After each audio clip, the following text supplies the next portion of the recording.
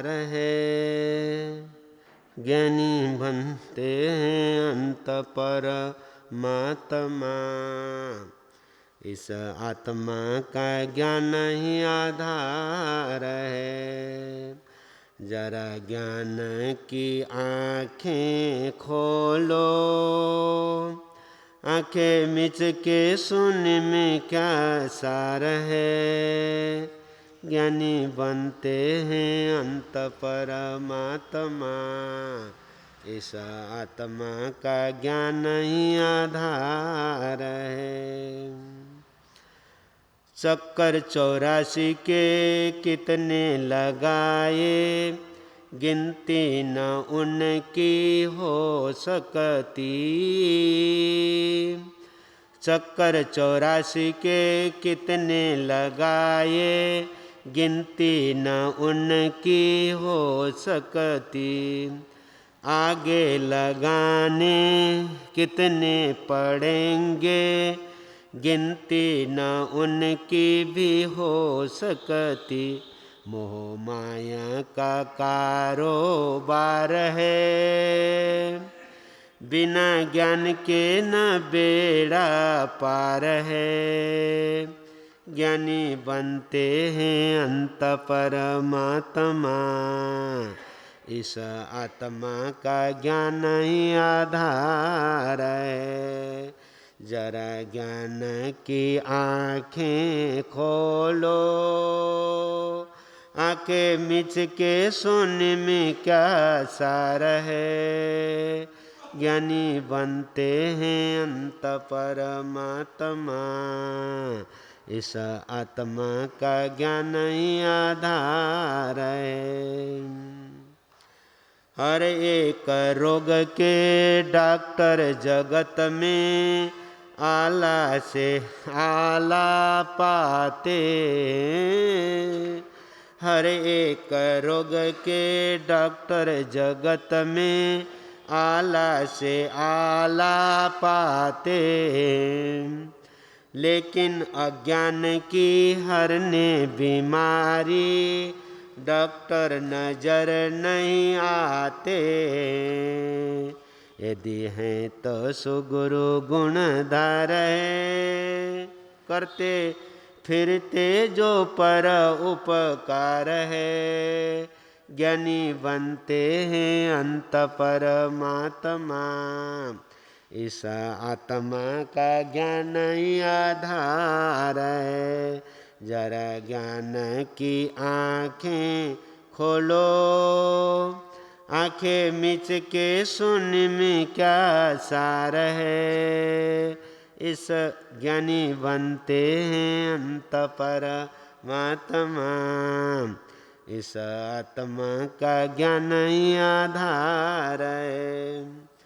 शास्त्रों के माफिक असली दवा बना कर दयालु देते हैं। शास्त्रों के माफिक असली दवा बना कर दयालु देते हैं। जन्मों के रोग की करते सफाई, पाई न फिस फिर लेते। मौका फिर के ये दुस्वार है, ले लो दवा सुखकार है। ज्ञानी बनते हैं अंत परमात्मा, इस आत्मा का ज्ञान ही आधार है। जरा ज्ञान की आँखें खोलो, आँखें मिच के सुन में क्या सार है। ज्ञानी बनते हैं अंत परमात्मा, इस आत्मा का ज्ञान ही आधार है। बन जाओ ज्ञानी आवागमन से, मुक्ति तुम्हें मिल जाएगी। बन जाओ ज्ञानी आवागमन से, मुक्ति तुम्हें मिल जाएगी। मुक्ति महल में सुख भोगेंगे, विपदा कभी न पास आएगी। सच्चे धन के ये है सुविचार है, ज्ञान भव जल से तारनहार है।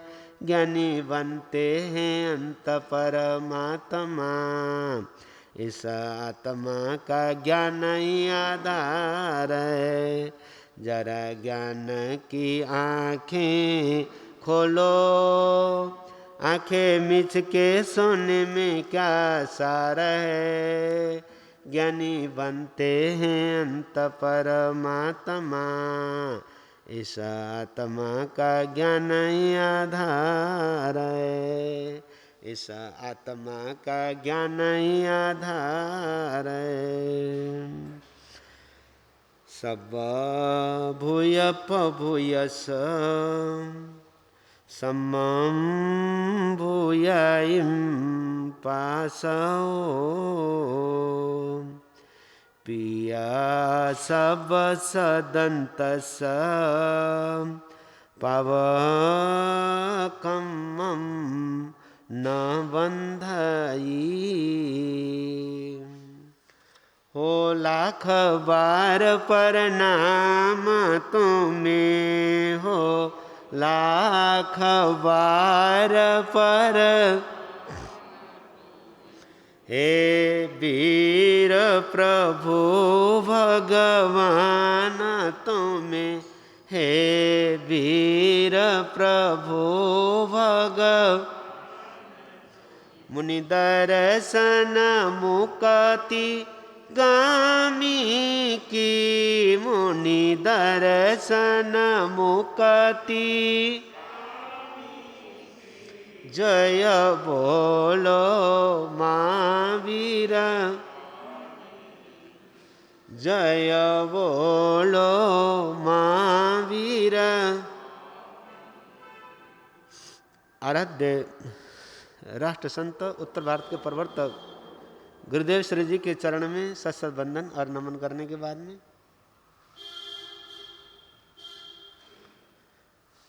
सुज्ञ बंधुओं और सुशीला माता बहनों, जिन वाणी का रसपान कर रहे हैं गुरुदेव के मुखारविंद से, जिसके एक एक बोल अनमोल है, जिस पर श्रद्धा, बंधु श्रद्धा का होना बहुत जरूरी है। यदि बहुत कुछ ज्ञान होने के बाद में भी उस ज्ञान पर श्रद्धा नहीं है, बंधु वो ज्ञान मिथ्या ज्ञान कहलाता है। भले 32 आगम में क्यों न पढ़े, भले पूर्व का ज्ञान भी क्यों न हो, यदि श्रद्धा नहीं है वो ज्ञान मिथ्या ज्ञान कहलाता है। और साथ साथ में यदि दृष्टि सही है, सम्यक दृष्टि है, मिथ्या सुरत का भी अध्ययन करे, उसका सुरत भी सम्यक सुरत कहलाता है। इसलिए श्रद्धा का होना बहुत जरूरी है, बहुत अति आवश्यक है।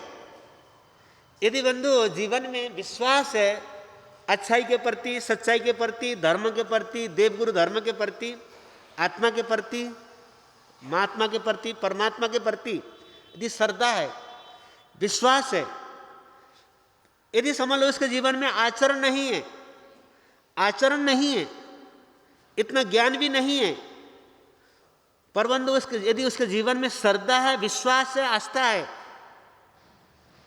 सच्चाई को सच्चाई बोलता है, गलत को गलत समझता है, ऐसी दृष्टि, ऐसी सोच, ऐसी समझ यदि उसके जीवन में है, तो बंधु उसकी जो श्रद्धा है, उस श्रद्धालु के जीवन में यदि समझ लो आचरण भी नहीं है, वो आचरणशील नहीं है, मात्र श्रद्धावान है, तो बंधु उसके जीवन में आचरण आ जाता है, आचरण आ सकता है।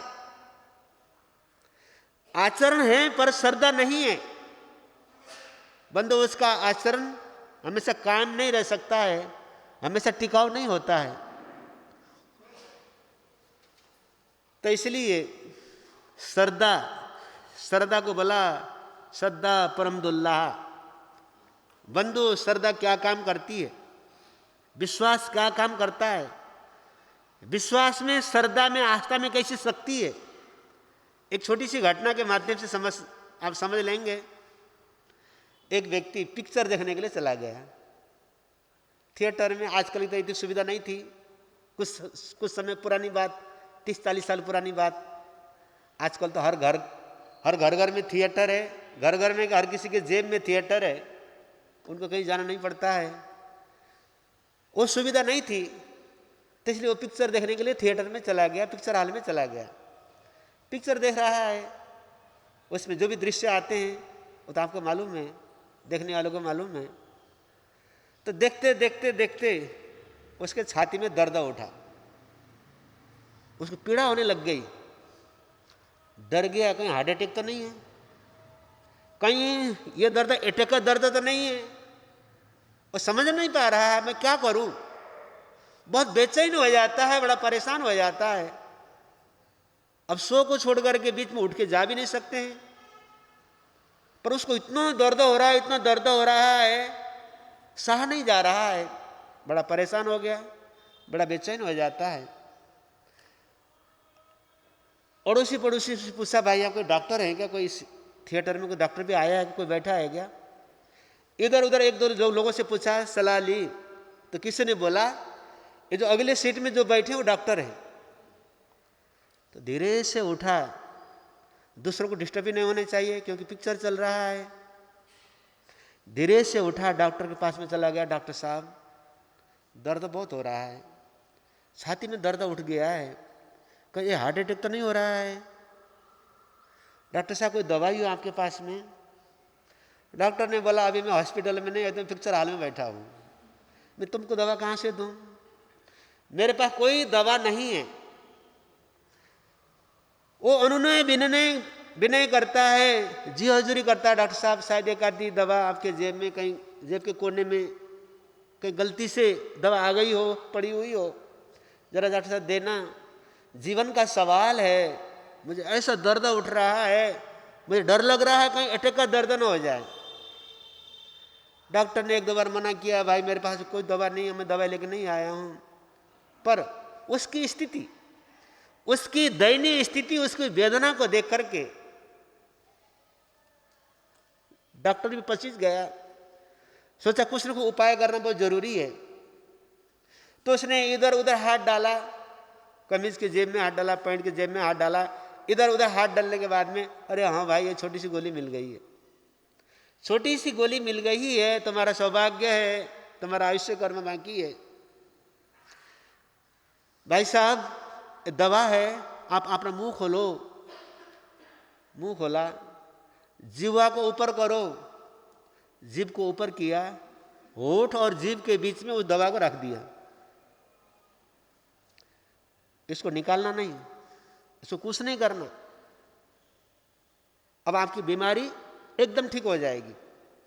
मैंने आपको बहुत अच्छी दवा दी है, भले व्यक्ति को कितना भी पीड़ा न क्यों न हो, कितना भी दर्द क्यों न हो, ऐसी दवा है ये, हर पीड़ा को दूर कर देती है। इसलिए जब तक ये दवा न पिघले इसको कुछ नहीं करना है, वही होठ के बीच में, जीवा के बीच में रहने देना। बोला ठीक है डॉक्टर साहब। और उसको विश्वास हो गया, चलो डॉक्टर, अच्छा डॉक्टर मिल गया, समय पर अच्छी दवा दी, बिल्कुल ठीक हो जाऊंगा, बहुत अच्छा हो जाऊंगा, मेरी पीड़ा, मेरा दर्द एकदम ठीक हो जाएगा। बंधु धीरे धीरे धीरे धीरे धीरे धीरे उसकी पीड़ा, उसका दर्द ठीक हो गया, दर्द ठीक हो गया है, पर वो दवा अभी भी पूरी तरह पिघली नहीं है। बोला डॉक्टर साहब दर्द तो ठीक हो गया है, पीड़ा तो ठीक हो गई है, पर दवा अभी पूरी तरह पिघली नहीं, इसको मैं दवा को क्या करूं। बोला अपना मुंह खोलो। मुंह खोला उसने, उसके होठ में से अर्थात उसके मुंह में से उस दवा को निकाला। डॉक्टर ने थोड़ा उसको पूछ कर जेब में रख लिया। मरीज ने देखा डॉक्टर साहब दवा तो बहुत अच्छी है, भविष्य में समझ लो कभी मैं कभी किसी यात्रा में जा रहा हूँगा, ऐसी जगह पर हूँगा जहाँ पर हॉस्पिटल की सुविधा ना हो, कभी जीवन में ऐसा प्रसंग आ जाए, उस समय ये दवा बहुत उपयोगी है। डॉक्टर साहब थोड़ा मुझे नाम बता देना दवा का। नाम लिख लूं, साथ साथ में एक नज़र उस दवा को देख लूं जिसको आपने जेब में रख लिया है, जिसने मेरी पीड़ा, मेरे दर्द को ठीक कर दिया है। डॉक्टर साहब, वो जरा दवा का नाम बता देना, मुझे एक बार उस गोली का आकार, उस रंग आदि मुझे देखने दे देना।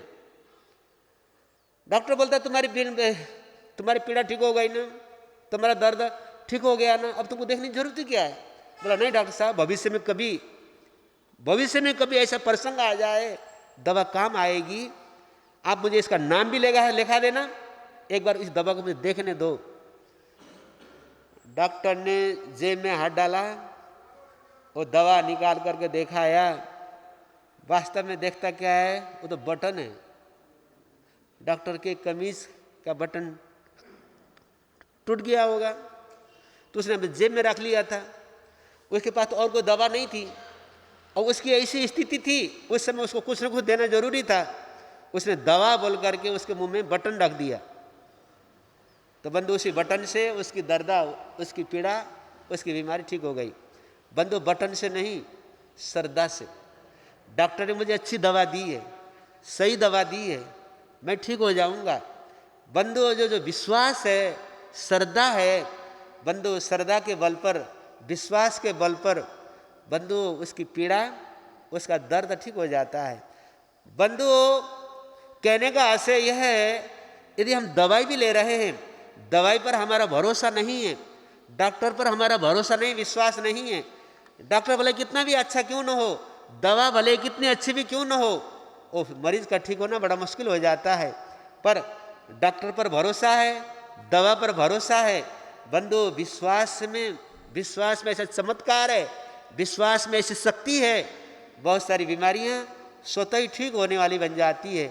ऐसे यह है श्रद्धा परम दुर्लभ, श्रद्धा को, विश्वास को बहुत दुर्लभ कह करके पुकारा है। तो बंधु बहुत बार लोग बोलते हैं हम इतने साल से ऐसा माला भी करते हैं, सामायिक भी करते हैं, पर हमको तो कुछ ऐसा कोई बोले तो जीवन में कुछ थोड़ा प्रकाश भी नजर नहीं आता है, कुछ थोड़ा सा कुछ जीवन में चमत्कार भी नहीं होता है, ऐसा थोड़ा सा दृश्य भी देखने को नहीं मिलता है। तो बंधु हमारी जो श्रद्धा है, हमारी जो भक्ति है, हमारा जो विश्वास है, इतना कमजोर है, इतना पतला है, इतना नाजुक है कि बंधु थोड़ी सी बात हुई नहीं कि सोचे जैसे अनुसार बात हुई नहीं कि बंधु व्यक्ति की श्रद्धा उड़ जाती है, समाप्त हो जाती है। जैसे बंधु वस्त्र में हल्दी का रंग लग जाए, हम रोटी खा रहे हैं, दाल खा रहे हैं, सब्जी खा रहे हैं, खाते खाते सब्जी हमारे कपड़े में कहीं भी अमुक जगह पर गिर जाए, बंधु उसको थोड़ा सा गीला करके थोड़ा साबुन का पानी लगा दो, साबुन और पानी से उसको थोड़ा रगड़ दो, तब उसका रंग लाल हो जाता है। वो लाल हो जाता है, उसको थोड़ा सा धूप में रख दो, 5 मिनट में एकदम कपड़ा साफ हो जाता है, स्वच्छ हो जाता है। बंधु हमारी श्रद्धा भी ऐसी ही है, हमारी भक्ति भी ऐसी ही है, हमारा विश्वास भी ऐसा ही है। थोड़ी सी प्रतिकूलता हुई नहीं कि बंधु हम डामाडोल हो जाते हैं, हमारी श्रद्धा चलायमान हो जाती है, हमारा विश्वास, हमारी आस्था ऐसे उड़ जाती है जैसे कपूर का जो गंध है पूरा उड़ जाता है, जैसे इत्र का गंध है उड़ करके क्या है पूरा का पूरा बोतल, पूरी शीशी खाली हो जाती है। बंधु हमारी श्रद्धा भी इतना कमजोर है, इतना नाजुक है, फिर जीवन में सफलता कैसे मिलेगी? जीवन में सफलता कैसे मिलेगी? जीवन में ऊर्जा कैसे आएगी? बंधु धर्म पर, साधना पर, देवगुरु धर्म पर श्रद्धा का होना, विश्वास का होना, श्रद्धा में विश्वास में मजबूती का होना नितांत आवश्यक है। तो मैं आपके समक्ष महापुरुष की जिनवाणी को लेकर के तो आगे बढ़ रहा था। ज्ञानीजन फरमा रहे हैं सब भूयप्प भूयस्स सम्मम भूयाई पासो। जो लोग समस्त प्राणी ज्ञानीजनों ने जीवों की संख्या अनंत बताई है। आप लोग गुरुदेव से समय समय पर सुनते रहे हैं, उनको पुनरुक्ति न करते हुए जीवों की संख्या अनंत अनंत बताई है। वो अनंत जीवों को 4 भागों में विभाजित किया गया है गति के रूप में, 5 भागों में उसको विभाजित किया है जातियों के रूप में, एक इंद्रिय, वे इंद्रिय, ते इंद्रिय, चौरिंद्रिय, पंचेंद्रिय, 6 भावों में भी उसको विभाजित किया है। 6 काय के रूप में पृथ्वी का, आप का, त्यौ का, बाहु का, वनस्पत, सब जीव आ जाते हैं। जो समस्त जीव पर समदृष्टि रखता है, सबको एक अपनी आत्मा के समान समझता है। जैसे मुझे दुख अप्रिय है, कोई मुझे गाली दे अच्छा नहीं लगता है, कोई मेरी निंदा करे मुझे अच्छा नहीं लगता है, कोई मेरे से मारपीट करे मुझे अच्छा नहीं लगता है। इसी प्रकार से दूसरों को भी अच्छा नहीं लगता है। जो चीज़ मुझे अच्छी नहीं लगती है किसी को भी अच्छा नहीं लगती है। मुझे सुख चाहिए तो मैं दूसरे को सुख देने वाला बनूं, मुझे आदर चाहिए तो मैं भी आदर देने वाला बनूं। बंधु, हम आदर तो चाहते हैं, आदर देना नहीं चाहते हैं।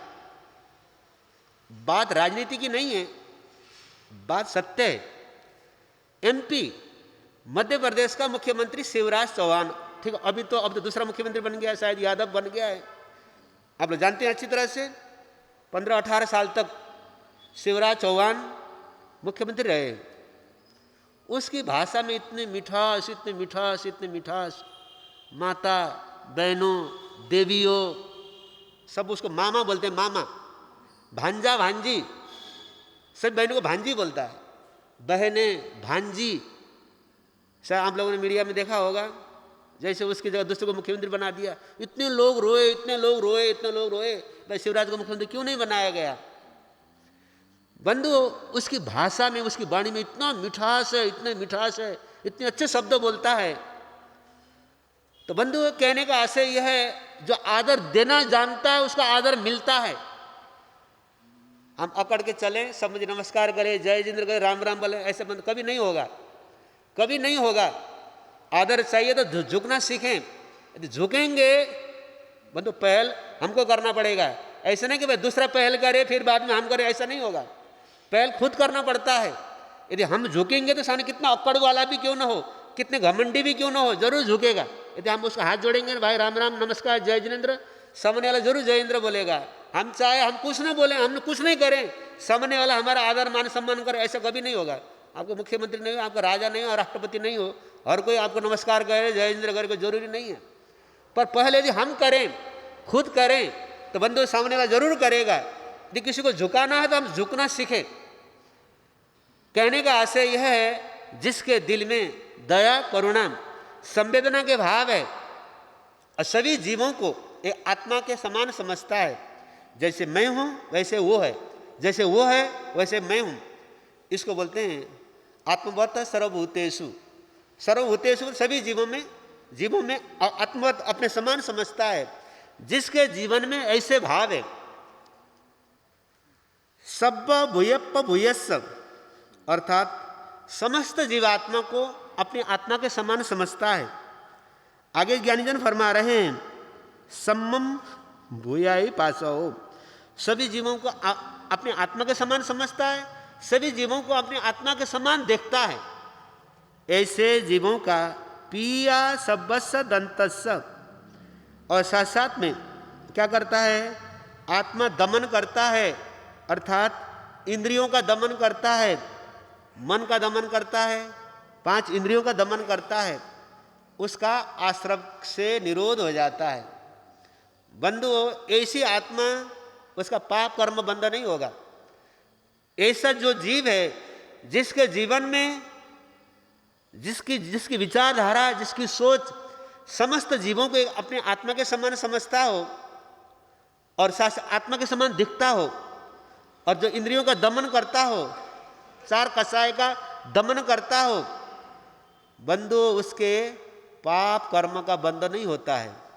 ऐसे जीवों के कर्म बंध नहीं होंगे, अन्यथा सतत कर्म का बंधन होता रहता है, सतत आश्रव होता रहता है। आश्रव होगा तो बंध जरूर होगा, अवश्य बंध होगा।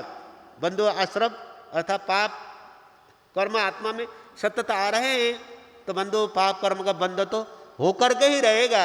यदि बंध से बचना है तो आश्रव का निरोध होना नितांत आवश्यक है। तो बंधु, कहने का आशय यह है, जिसके दिल में इतनी दया और करुणा इतना विकसित हो गई है, अहिंसा के भाव इतना विकसित हो गए हैं, उसके सारे के सारे कर्म, पाप कर्म नष्ट हो जाते हैं। या आश्रम का निरोध हो जाता है, संबर और निर्जरमय धर्म को जीवन में आत्मसात करने वाला बन जाता है। महाराष्ट्र में एक संत हुए हैं, एक नाथ, औरंगाबाद से लगभग 40 किलोमीटर आगे जायकवाड़ी बोलते हैं, बहुत बड़ा डैम है, बहुत बड़ा डैम है, उसके बिल्कुल साथ में ही एक नाथ जी वहाँ पर हुए। औरंगाबाद से लगभग 40 किलोमीटर दूर पर वहाँ पर हुए, वहाँ के थे वो। तो एक नाथ जी एक बार, क्योंकि सावन के महीने में वैष्णव लोगों में ऐसी धारणा है या शैव लोगों में ऐसी धारणा है, गंगाजल कावड़ के माध्यम से गंगाजल लेकर के आते हैं, शिव मंदिर पर उस गंगाजल चढ़ाते हैं, उसको एक धर्म का रूप दिया जाता है। अब उसमें सच्चाई और असच्चाई में न जाते हुए लोग धारणा है, मान्यता आप अच्छी तरह जानते हैं। यहाँ पर तो या कावड़ की कितनी लाइन चलती है, कितना भीड़ होता है, भीड़ भाड़ होता है। एक नाथ जी भी वो भी गंगाजल लेकर के आ रहे थे। अब ये उत्तर की गंगा है या दक्षिण की गंगा पता नहीं, गोदावरी को दक्षिणी गंगा बोला जाता है। जो गोदावरी है, जो नासिक में गोदावरी नदी, उसको बोलते हैं दक्षिणी गंगा। अब गोदावरी का पानी लेकर के आ रहे थे या उत्तरी गंगा जो यहाँ की गंगा है, यहाँ से जो भी है, वो कावड़ में पानी लेके जा रहे थे। जाते जाते उन्होंने देखा एक जगह पर एक गधा, इतना प्यासा, प्यास के कारण छटपटा रहा है। पानी के अभाव में वो गधा बुरी तरह छटपटा रहा है। ये दृश्य एक नाथ से देखा नहीं गया। उनका दिल दया और करुणा के भाव से पिघल जाता है, पसीज जाता है। उन्होंने जो पानी इतना दूर से लेके जा रहे थे, कावड़ में जो गंगा जल है इतना दूर से लेके जा रहे थे शिवलिंग पर चढ़ाने के लिए, उस पानी को, वो जो कावड़ का पानी है, वो गधे को पिला दिया। लोगों ने रोका, अरे तुम क्या कर रहे हो, किसको पिला रहे हो, इस जानवर को, गधे को पिला रहे हो, मर रहे हो इसको, ये तो मंदिर में चढ़ाना चाहिए, ये तो शिवलिंग पर चढ़ाने की चीज है, इतना दूर से उठा करके लेके आए हो, ये सामान्य जानवर को पानी पिला रहे हो। उस समय एक नाथ जी ने कहा, इससे बढ़कर के शिव मंदिर, इससे बढ़कर के और शिवलिंग और क्या हो सकता है। जीवों की रक्षा, जीवों पर दया करुणा के भाव का होना, यही तो धर्म है। तो बंधु, कहने का आशय यह है, उन्होंने जो गंगा जल शिव मंदिर पर चढ़ाने के लिए लेके जा रहे थे, उस गधे को पिला दिया, क्योंकि उनके मन में उसके प्रति आत्मवत सर्वभूतेषु, उस गधे के, जो गधे की पीड़ा है, उस पीड़ा को भी उन्होंने अपनी पीड़ा समझ लिया। जैसे प्यास लगने पर मेरी क्या स्थिति होती है, मेरी क्या गति होती है, उस समय इसके साथ भी बेचारा वैसे ही तो हो रहा है ना। बंदो, उसकी पीड़ा, उसकी वेदना को उनसे देखा नहीं गया। तो बंधु, उस पानी को उन्होंने क्या है, उस गधे को पिला दिया। बंधु, बात सामान्य सी है, बात बहुत बड़ी नहीं है, पर ये बहुत बड़ी बात है। जो पानी एक धर्म के नाम पर मंदिर में चढ़ाने के लिए, शिव मंदिर में चढ़ाने के लिए इतना दूर से उठा कर लेके आ रहे हैं, सामान्य जानवर को, गधे को पिलाना, बंधु, ये छोटी मोटी बात नहीं है, बहुत बड़ी बात है। उनके दिल में दया करुणा के भाव कितना कूट कूट करके उनके रग रग में कैसे भरे होंगे। इसी तरह से एक छोटी सी दूसरी घटना आती है भाई, दया और करुणा के भाव कितने श्रेष्ठ और महान होते हैं। संत नामदेव, ये भी उधर महाराष्ट्र में हुए शायद। ये थोड़ा पुराने थे। एक नाथ जी तो ज़्यादा पुराने नहीं हैं, ये 16वीं 17वीं शताब्दी में हुए हैं। शायद संत नामदेव ये 12वीं 13वीं शताब्दी में हुई है, लगभग 600-700 साल हो गए। संत नामदेव अब छोटी उम्र, उनकी छोटी उम्र ही है, उनके बचपन की कहानी है, घटना है। उनकी माँ ने बोला, बेटा जाओ अमुक पेड़ में से, पेड़ की छाल, पेड़ के छाल को काट करके, छिलके काट करके लेकर के आओ, जड़ी बूटी बनाना है, उसमें से काढ़ा बनाना है, अमुक दवा बनानी है। दवा बनाने के लिए तुम अमुक पेड़ की जो छाल है, छिलके हैं, उसको काट करके लेकर के आओ। तो उस बच्चे के हाथ में कुल्हाड़ी पकड़ा दिया। नामदेव कुल्हाड़ी लेकर के अमुक पेड़, जो भी पेड़ था,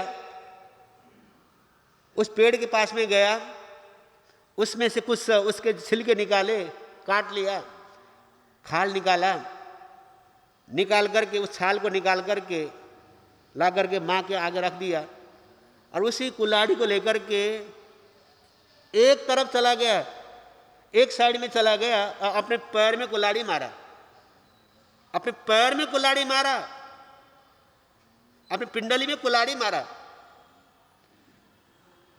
देखा पूरा खून की धार निकल रही है। बाहर आया, माँ ने पूछा बेटा तूने क्या किया है, तूने क्या किया, अपने पैर में कुल्हाड़ी क्यों मारी तूने? बोले माँ तुमने बोला था ना पेड़ में से पेड़ के छिलके काट करके, छाल काट करके लेकर के आओ। मैं देखना चाहता था उस पेड़ के छिलका निकालते हुए उस पेड़ को कितना दर्द हुआ होगा, उसको कितनी पीड़ा हो गई होगी, उसकी पीड़ा मैं कैसे समझूं, उसकी पीड़ा मैं कैसे जानूं, उसको कितनी पीड़ा हो गई। उसकी पीड़ा जानने के लिए, देखने के लिए मैंने अपने पैर में कुल्हाड़ी मारा और मुझे मालूम पड़ गया उस पेड़ को भी कितना दर्द हुआ, जितना दर्द मुझे हुआ है, जितनी पीड़ा मुझे हुई है इसी प्रकार की पीड़ा उस पेड़ को भी हुई है। उस पेड़ की पीड़ा समझने के लिए, जानने के लिए मैंने अपनी पिंडली में क्या कुल्हाड़ी मारा है। बंधु, कहने का आशय यह है उनके मन में कितने दया और करुणा के भाव रहे होंगे, कितने उत्कृष्ट दया के और करुणा के भाव रहे होंगे। उन्होंने कैसे समस्त जीवों को एक अपने आत्मा के समान समझ लिया होगा। बंधु, कहने का आशय यह है 10वें काली सूत्र के 4थे अध्याय के एक गाथा में से ज्ञानीजन फरमाते हैं सब्बा भूयप्प भूयस्स, जो समस्त जीवों को अपने आत्मा के समान देखता है, सम्मम भूयाय पासव, अर्थात जो समस्त जीवों को एक अपने आत्मा के समान समझता है, अपने आत्मा के समान देखता है।